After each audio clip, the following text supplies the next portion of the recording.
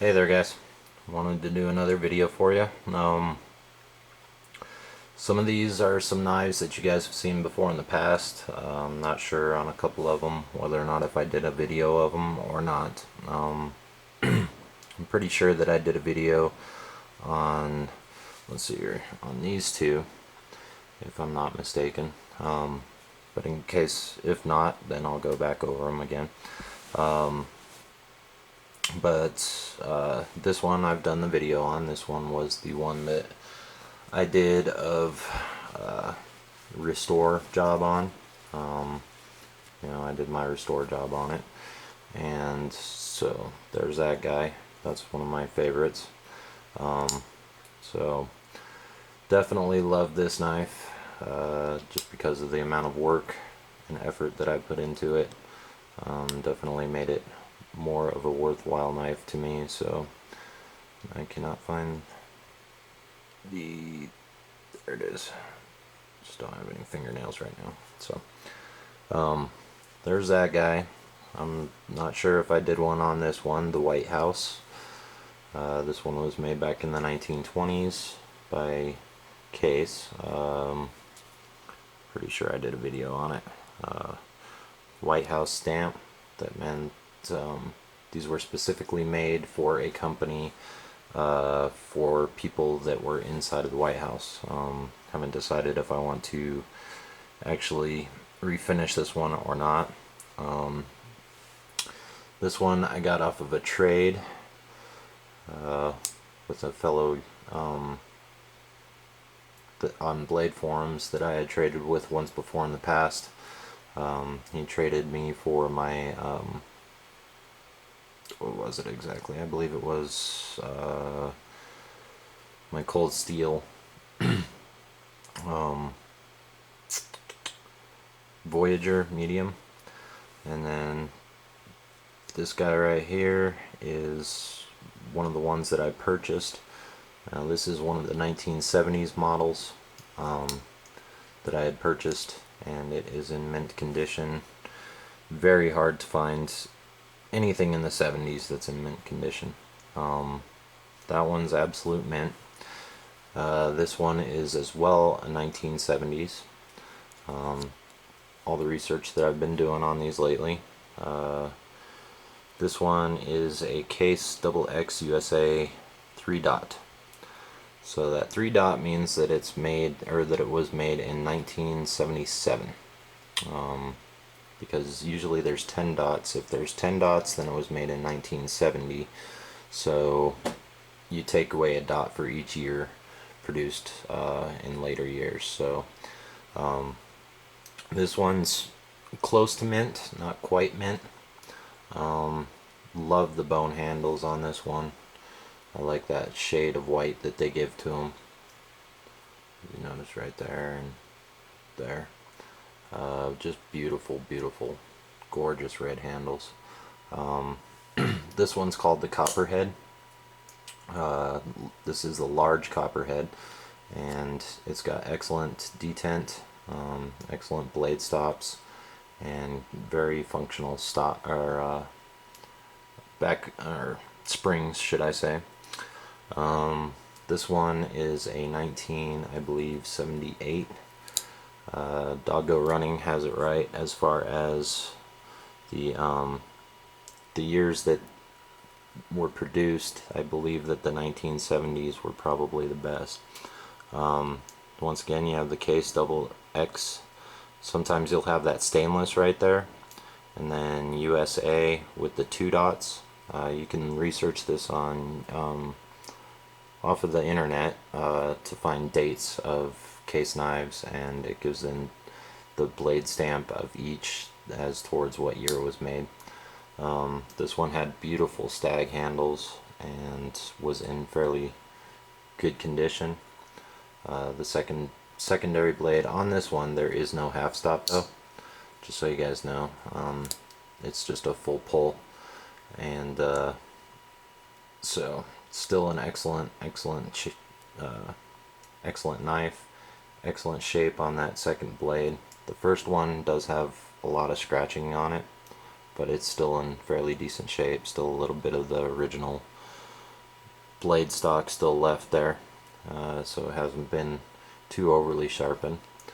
But the stag handles on this are just beautiful. As you can see, they give nice purchase in the hands for such a small little blade. They go into the hand very well. So not a heavy duty user, but definitely could be used for, you know, decent tasks with the fit and finish in the hand. This one was an actual mistake. I was very disgruntled at first about this. I'm willing to live with it. The price that I paid, I technically paid, let's see here, I technically paid the same for this one. This one is, I believe, the 1990s. Let me go ahead and take a look at this guy. I'm not sure. I'd have to look that one up. But this one is a 1980s. Now, this one has the same type of blade steel as this one does. It's fairly cheap, whereas with these guys, good solid strong steel. I mean, I'm putting a lot of force into that and it's barely even bending. Whereas with this one,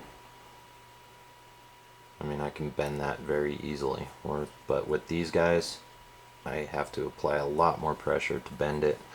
It feels very cheap. The finish, like right up here on the 70s, is nice and smooth. No real sharp edges. If this thing did have a strong back spring to it, I could most likely cut myself wide open on the back end of these. The back side of this is actually sharper than the blade. You guys can, it's kind of hard to tell, but that digs in so much more than the actual blade does. It's incredible. Very, very sharp edges on all of the sides, all the way up to the tip. So, cheap steel, very poorly made, very weak spring. I mean, this thing, you know, you guys see me struggling with the other ones to try and close and open. You know, you see how that just kind of springs right there. But these 1980s are just so piss poor. I even had to email Doggo Running to ask him whether or not if he believes that they were Chinese made. He swears that they weren't Chinese made. There was a lot of thought that they were Chinese made in the 80s, that they, you know, outsourced to China and to make them. I mean, these things are just so weak.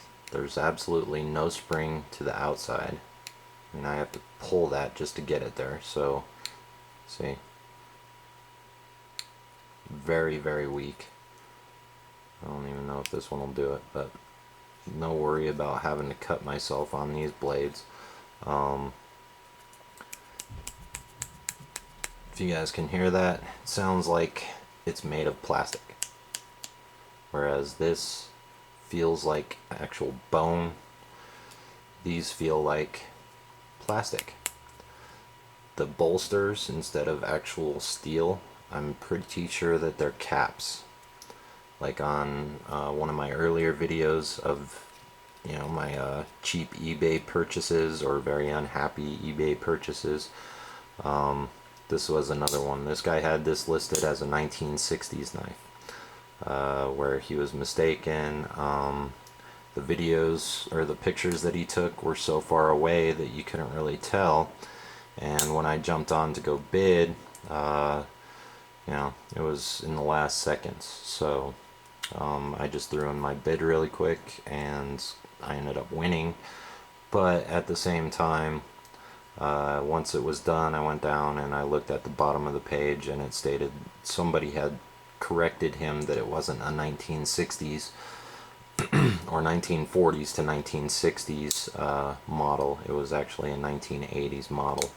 So I had left him a positive feedback, but with one side note was that the description was not necessarily false because he did correct it, but that it was just not correct. Now this one I got for $1. This is a 19, I believe, 19, can't really see it, but all of these blades that are in here are just as black as that one. This one's got a really good snap, good solid lockup. This one's got a little bit of play, not super strong in the back spring, and this one has a lot of play and definitely has no back spring. But they all snap in with fairly decent snapness. But this is my next project knife, so there's that blade, completely blackened. There's that one, completely blackened. And there's that one, not quite as black, but as you guys can see, a lot of rust. The back springs on these are solid black. Handles are what's called a green bone. I did do a little bit of polish work on one of the bolsters. Let's see if I can find it here. There it is right there. So there's what you had. That's what you get with just a little bit of work. I did manage to find a little bit of the original finish on the wood, or the bone should I say, because these are bone, not wood, I'm sorry. And there's the face plate. So this is my next project knife. Those are my most recent purchases as far as case knives.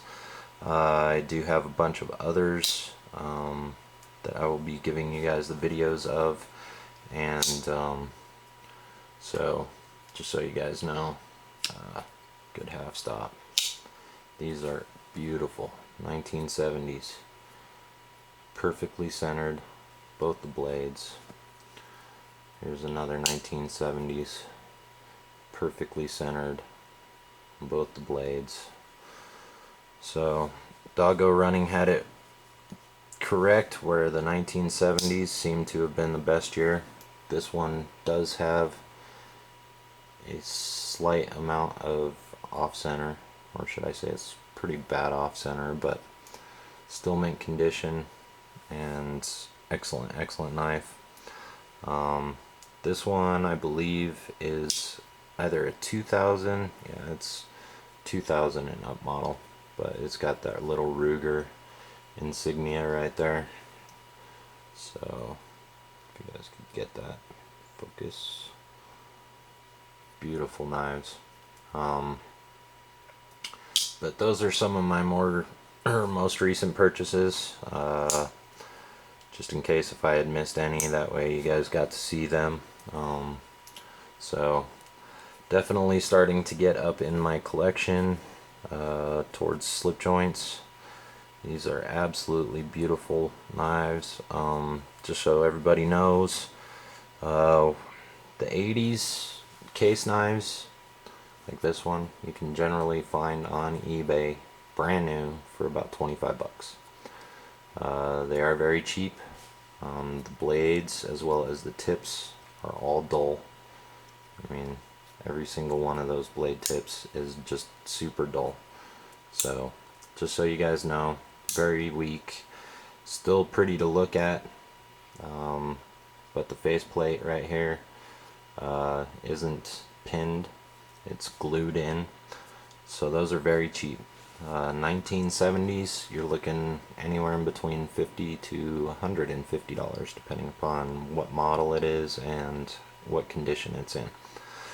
1920s can be anywhere in between $1, such as this one, all the way up to $350.